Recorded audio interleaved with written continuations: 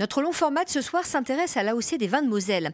Alors que la consommation des vins diminue et chute, même parfois en France, et que dans certaines régions on arrache les vignes, qu'en est-il chez nous? Réponse dans ce reportage tourné à la frontière.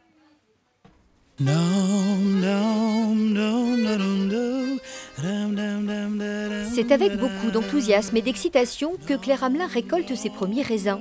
Ce moment, elle l'attendait depuis des mois. En fait, depuis qu'elle est devenue propriétaire de ses vignes en janvier. Un sacré défi pour cette jeune viticultrice de 30 ans face à une météo 2024 plutôt humide. C'était pas le meilleur millésime, c'était pas des plus faciles. Qui plus est en bio, mais je suis quand même relativement contente du résultat. J'avais peur, j'ai fait des estimations qui étaient quand même beaucoup plus basses, et au final j'ai un peu plus, donc je suis contente. Ça va. Claire Hamelin fait partie des 3 nouveaux viticulteurs qui ont décidé de s'installer cette année dans l'AOC Vins de Moselle. 3,5 hectares en bio. Quand on lui parle de la chute de la consommation du vin en France, cela ne l'effraie pas. Je suis confiante, oui, surtout la première année, il faut être confiante. Ouais. Mais oui, non, moi, je pense qu'il y a de la place pour tout le monde. L'AOC Moselle, elle est encore pas grande, elle grandit.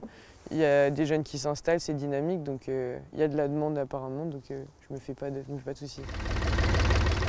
C'est vrai qu'il reste de la place pour qui veut tenter l'aventure dans l'AOC Vins de Moselle. Sur les 680 hectares délimités par l'appellation, seuls 80 sont aujourd'hui cultivés. L'assouplissement du cahier des charges a offert aux viticulteurs plus de liberté pour doser le sucre et faire les assemblages entre le Pinot, le Müller-Thurgau, l'Auxerrois et le Riesling. De fait, leurs vins ont bien évolué depuis l'obtention du label en 2010. Je pense que ça a amélioré la qualité parce que ça a laissé un peu le viticulteur faire déjà un choix de ce que lui voulait faire. Et en plus, ça nous a donné plus de latitude dans la vinification. Ça améliore quand même la qualité. Aujourd'hui, les 500 000 bouteilles de vin produites par Jean-Marie Leisen et la vingtaine de viticulteurs se vendent bien dans la région, chez les particuliers et les restaurateurs. Une production de niche, mais qui ne demande qu'à se développer. Aujourd'hui, nous ne sommes que 2 viticulteurs, ou 3 peut-être, à vendre à l'export. Mais je pense que dans l'avenir, il faudra peut-être aller chercher des nouveaux clients à l'export, et peut-être sur tout le territoire français, bien sûr.